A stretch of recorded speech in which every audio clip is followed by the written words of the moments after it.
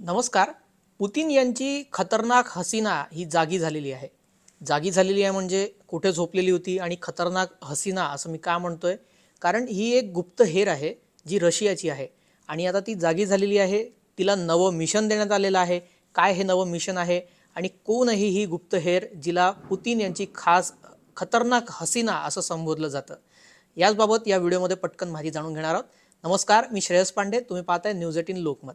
तर ही खतरनाक हसीना आता जागी झालेली आहे. पुतिन यांच्या खतरनाक हसीनाबाबत आता एक नवीन मोठी अपडेट समोर आलेली आहे. ही सुंदर महिला सक्रिय झाल्याचं समजतंय आणि रशियाने तिला एक नवीन मिशन सोपवलेलं आहे.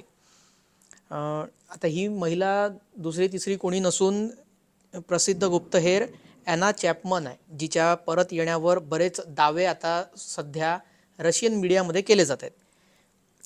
ही तीच गुप्तहेर आहे जिला अमेरिकेनं पकडलं होतं, मात्र मजबुरीने तिला अमेरिकेला सोडावं लागलं.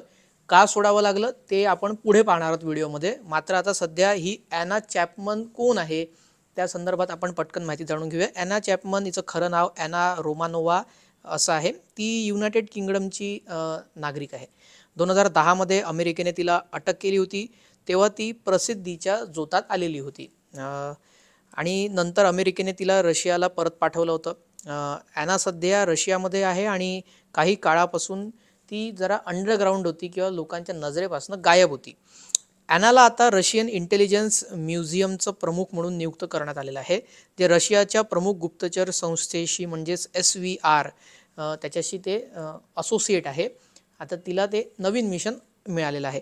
ॲना 10 वर्ष जवळजवळ अंडरग्राऊंड होती, बेपत्ता होती. 2010 मध्ये तिला अटक झाली होती. त्यानंतर ती प्रसिद्धीत आली. त्यानंतर 2020 ती ट्विटर आणि इंस्टाग्रामवर सक्रिय झालेली होती. गेल्या वर्षी तिने 007 माय लाईफ ॲज ए स्पाय अशा नावाचं एक पुस्तक देखील प्रकाशित केलेलं होतं.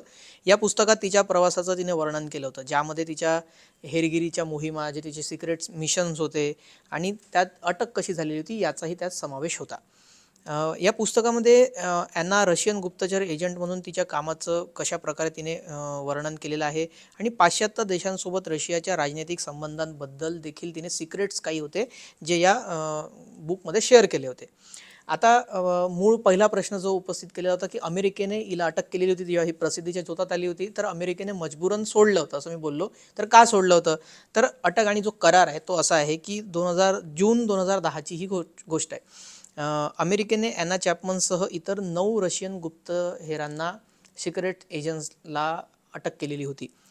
तर त्यामध्ये आता एक डील झाली आणि या डीलमध्ये असं झालं की 2010 रशिया आणि अमेरिका यांच्यात जो करार झाला त्यामध्ये 10 गुप्तहेर रशियाच्या बदल्यामध्ये जे 4 अमेरिकेचे गुप्तहेर सिक्रेट एजंट्स होते जे रशियामध्ये बंद होते त्यांना सोडा. आम्ही यांना सोडू, तुम्ही त्यांना सोडा. तर त्यानंतर या करारांतर्गत ॲना चॅपमनला सोडण्यात आलं. त्यामुळे अशा प्रकारे ही तिथून सुटली आणि आता नवीन मिशनवर आलेली आहे.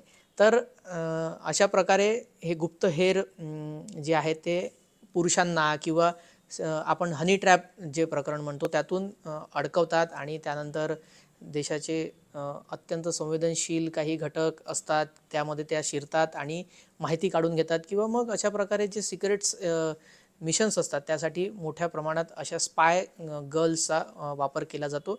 अतिशय सुंदर अशी ही महिला रशियातली आणि तिचा वापर किती चांगल्या प्रकारे रशियाने केला आणि त्यानंतर अमेरिकेत तिला अटक करण्यात आली. त्यानंतरही रशियाने तिची सुटका करवली. तर ही माहिती तुम्हाला माहिती होती का आणि याबाबत तुम्हाला काय वाटतं किंवा ही माहिती तुम्हाला कशी वाटली हे कमेंट करून आम्हाला नक्की सांगा आणि असेच ग्लोबल अपडेट पाहण्यासाठी न्यूज 18 लोकमतला सबस्क्राईब करायला विसरू नका.